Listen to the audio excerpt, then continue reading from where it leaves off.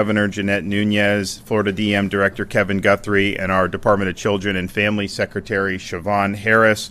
We're now 48 hours after landfall. There are approximately 91,000 power outages reported throughout the state.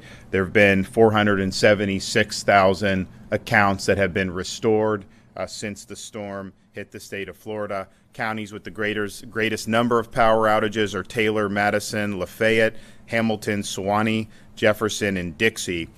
Duke Energy has reported that 95% of all of its customers will be restored by tonight in Alachua, Dixie, Gilchrist, Jefferson, Lafayette, Levy, and Suwannee. And then 95% of all Duke customers in Taylor and Columbia will be restored by Saturday, and 95% of all customers in Hamilton and Madison by Sunday night. This is also important. A lot of those counties have electrical co-ops. Duke Energy, though, does serve as the transmission partner for many of those Big Bend cooperatives. I know those electrical cooperatives have indicated that they are accepting mutual aid, and so that aid is available. The state has made sure that we have the resources we need to be able to surge the personnel to be able to do it. I mean, you look at a place like Madison County, major power outages, a lot of poles knocked down. It's hundreds of poles probably have been reported, but we've got many thousands of people that can go. We've got the trucks, and we want to get the job done for folks. And so I fully anticipate that those cooperatives will be accepting that support, and we'll bring this in for as quick a landing as can be possible. Meal distribution, there are now 9 pods open for residents who are in need of food, water, ice, or tarps. 3 pods are in Suwannee County, 2 pods in Hamilton County, 1 in Madison, 1 in Taylor, 1 in Lafayette, and 1 in Jefferson County. Also, we have nonprofit groups like Operation Barbecue have set up meal distribution sites. Today, there are 7 locations across the impacted areas to get a hot meal, including locations in Live Oak, Perry, and Cross City. You can find pods and food distribution sites that are open by visiting floridadisaster.org/updates, floridadisaster.org/updates. We also are coordinating with the private sector throughout the state of Florida. All big box stores in the area are open. Some of them are running on generator power, but they are open.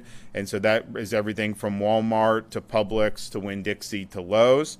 We're also happy to announce that Walmart is establishing a one-stop shop for residents who need food, supplies, showers, laundry, etc. at the Walmart location in Perry. So there will have things like mobile showers, restrooms. They're going to be working with Verizon to bring charging stations to the local communities, and this will be helpful as some of these residents are weathering the power outages that I know people are working to remedy.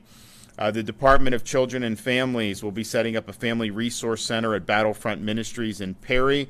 They will have Hope Navigators, crisis counselors, and economic self-sufficiency staff. Florida Commerce will be authorizing and opening up the Emergency Bridge Loan Program to help businesses bridge the gap between the time a disaster hits and when other funding like insurance becomes available. That mobile center for Florida Commerce is going to be deployed to Horseshoe Beach, and they'll have staff available to help with some of those folks. I was able to go yesterday and meet with some of the business owners there that had really significant damage, and I think that it was a difficult situation, very raw. They had just gotten back into town yesterday, but we're going to have resources available to be able to get them back on their feet, and so we're proud of the quick response by Florida Department of Commerce. So we are. I'm going to be touring some of the other areas throughout the day, and I know Kevin and General Haas are going to also be out in other parts of the areas helping, continuing to assess what the needs are, and then delivering the relief as appropriate. Okay, we're going to hear from some other folks here, starting with our Lieutenant Governor.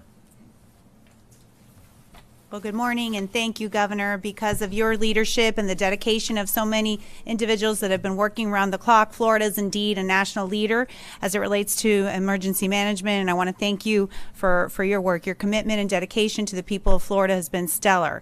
And we have a lot to be proud of, as you heard the Governor mention, everything from restoring power to hundreds of thousands, making sure that we're cleaning roads and clearing them of debris so that people can access their communities, making sure that our vulnerable and our elderly are safe, and of course activating search and rescue efforts and to help those that are stranded or in dangerous situations. But children are also uniquely impacted by storms, which is why I'm so glad that we're going to continue to focus on making sure that our schools are open. We can't forget that our children need to be back in the classroom, and the Governor, as a young father himself, understands that returning to normalcy for Florida students is critically important. So today I'm pleased to report that 58 out of our 67 counties, school districts are open. They're up and running, and we expect that number to grow over the weekend. 10 of our 12 state universities are open, and 26 of our 28 state colleges. With our Commissioner of Education, Manny Diaz, and the Department of Education, they have been working not only to make sure that they had the resources leading up to Hurricane Idalia, but also assessing damage and being able to help them as they are looking to get back up and running. Our administration will be diligent to ensure that they have the resources that they need and supply schools with whatever supplies that they'll need in the coming days. Commissioner Diaz and I will be visiting the schools in Suwannee and Hamilton County that were impacted by the storm. And our superintendents, our principals, our teachers, they've been doing a great job. They're the best in the country.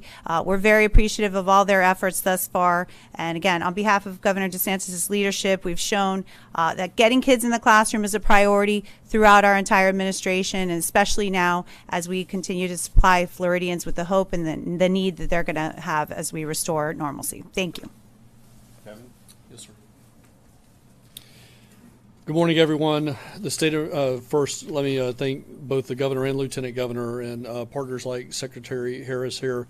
We cannot do, the division cannot do what we do without the leadership and then the support of our sister agencies across the spectrum of state government. So again, thank you for all of that leadership and support. The State Emergency Response Team continues to support communities impacted by Hurricane Idalia. Thanks to the leadership, as I just mentioned. By the end of the day, we will have 9 pods. The governor has mentioned that. I will not reiterate those locations. But 5 of these pods, I will reiterate, opened at noon yesterday. So again, 36 hours after landfall, we had points of distribution open up for Floridians. More than 2,100 vehicles visited these pods yesterday and received more than 48,000 liters of water and 73,700 MREs. We could not do that without the support of the Florida National Guard and the Florida State Guard, and I want to thank them publicly for that. Today we're going to be working on setting up a base camp in Horseshoe Beach and one in Madison County to provide housing and supply distribution sites for our valued nonprofit providers. These nonprofits are going to be going in to assist with items like muck and guts and also, clearing up properties. Baptist Kitchens, Mercy Chefs, Operation Barbecue Relief, Catholic Charities, World Central Kitchen, and more are going to be all over the ground in the coming days preparing meals for impacted residents, and I thank them for their tireless efforts. The State Emergency Response Team is also working hard to address health and medical needs with contracted nursing staff supporting special needs shelters in Suwannee, Pinellas, Hernando, Marion, and Dixie counties. Our search and rescue efforts are nearly complete, and we've finalized operations in 15 counties and are continuing efforts in 3 counties, Madison, Suwannee, and Lafayette today. As search and rescue comes to a close very soon, we are immediately shifting into recovery efforts to get communities back on their feet as quickly as possible. Thanks to Governor DeSantis and our federal partners, we have secured a major disaster declaration for 7 counties, and we will be requesting additional counties be added to that major disaster declaration today. One last thing that I will mention under the governor's leadership yesterday, and again, I don't think people realize just how much of a leader and support we have in Governor DeSantis, but yesterday we were at Horseshoe Beach, and there was a couple of people that were post-disaster homeless. And I'm happy to announce that today we're going to move 5 trailers into Horseshoe Beach today. So again, it took months for us to get to that point after Hurricane Ian, and I'm happy to announce that within 48 hours we're going to have travel trailers in that area for Horseshoe Beach, which is one of the most impacted. Governor, we couldn't do that without your leadership, and I appreciate your support. Thank you. Okay, Siobhan? Good morning, everyone. First, my thoughts and prayers are with those impacted by the storm.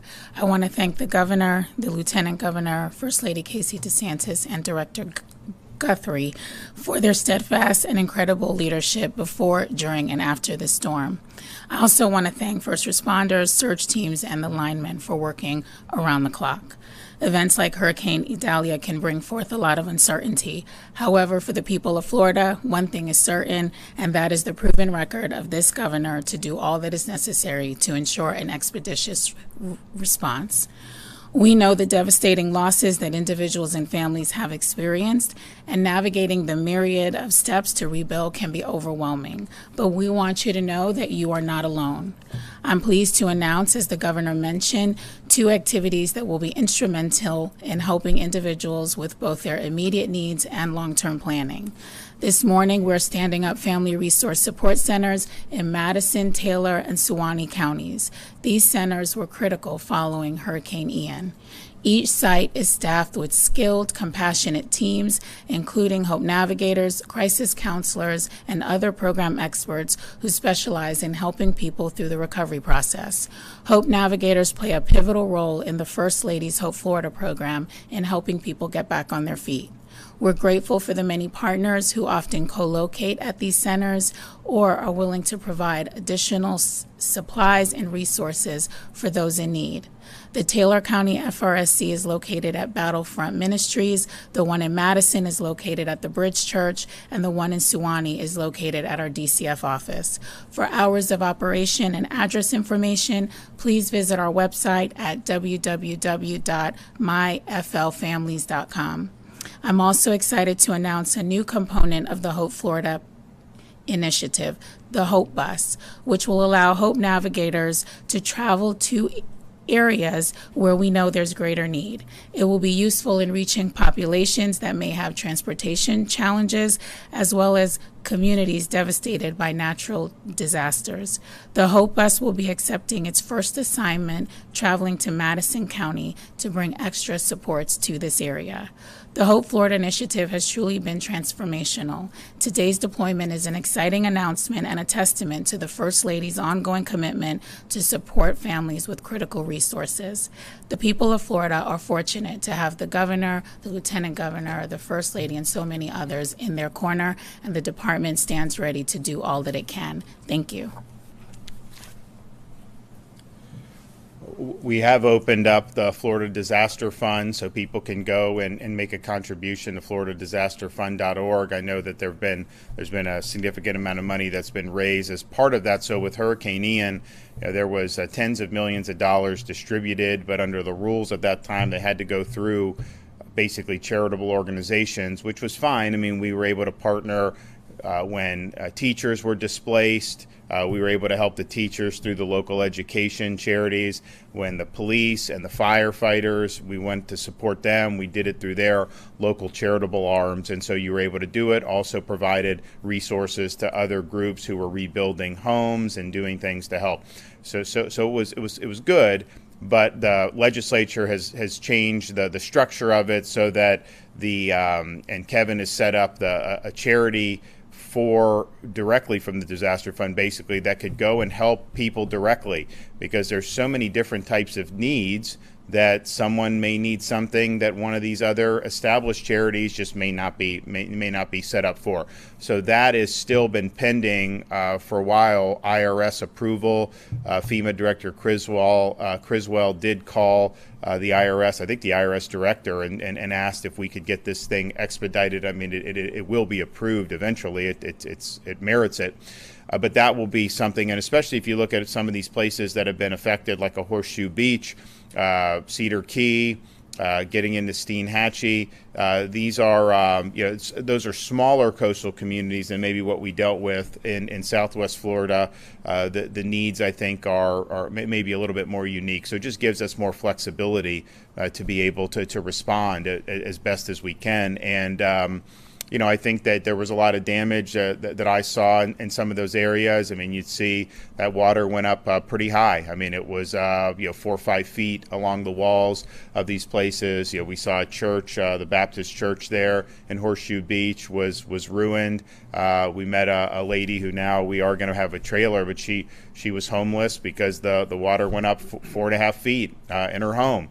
And it's just not something that's going to require a lot of work to be able to get that to be habitable again. And so they need help in the interim. And so we launched the housing mission, first ever state to do this after Ian. FEMA had traditionally done it. They did do some of it too, but we wanted to get as quickly as possible, so we provided this. Now to have these trailers and have all this where we can get it a few days after the storm, that's never happened in the history of storm relief, not even close. But it's important that we have that option, particularly where these communities are, because there's not a lot of hotels that would be available. After Ian, a lot of the people that were displaced, a lot of them were staying in hotels because Southwest Florida, I mean, there's a bunch of hotels. It's just every other block you could probably find a hotel. Well, that's not necessarily the same in Taylor County or Dixie County or some of these places. So having that option, I think, is really, really good, and it just shows that we lean forward on these things to try to solve problems when those problems arise. Okay, we're going to be going out doing some more site visits today, and look forward to being able to report hopefully some more progress as the day and week goes on. Governor, do you support the Biden administration's call for more money for the FEMA disaster relief fund? They're looking for $4 billion more.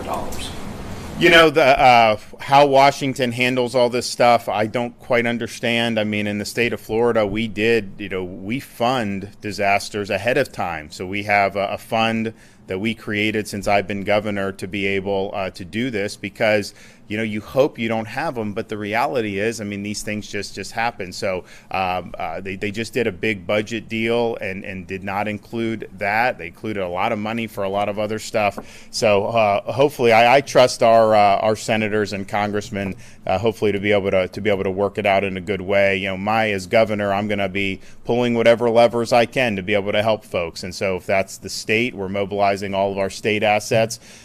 Private sector, we're leveraging that, and we will apply for whatever federal money is available. Talk about your reaction to having only part of your disaster request approved when, counties like Madison County, people are saying that the damage there is worse than what was expected. Madison was approved, though, wasn't it? No, sir, Madison. Okay, so what we anticipate, so we spoke with FEMA. We absolutely anticipate more counties being added. We are going to be asking for that. Same thing that happened with Ian. They added them. But certainly a county like Madison, I mean, they had 100% power loss. It's a county that has not necessarily faced these storms the way some of our other communities have. And so, yeah, I mean, they've got hard hits. So, but I think we're going to get that. I think that we will. Yep. What details can you share about the president's visit tomorrow? Do you plan on touring the damage with him? Do you guys plan to sit down and meet anywhere? I don't have details. We've been running through our paces and doing everything, and so I'm sure that they'll be working with Kevin's team about that. I mean, I will say just one thing that I did mention to him on the phone is where these communities, the hardest hit communities, it would be very disruptive to have the whole kind of security apparatus that goes, because there's only so many ways to get into these places. And so what we want to do is make sure that the power restoration continues, that the relief efforts continue, and that we don't have any interruption in that. And I know Kevin has relayed that, and I'm sure they'll be sensitive to that as well. We landed in Horseshoe Beach with a Black Hawk helicopter, and I mean, we were just in like a little sand field, like a sand dune almost. And there's only one way in and out of there. And so we want to make sure people are able to do that, and that the support continues unabated. All right, well, we will be back and have hopefully some more updates of some more progress today.